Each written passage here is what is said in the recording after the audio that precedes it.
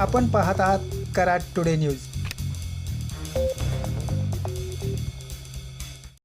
कोयना पाणलोट क्षेत्रात सुरू असलेल्या पावसामुळे कोयना धरणातील पाणीसाठ्यात मोठी वाढ होऊ लागली आहे.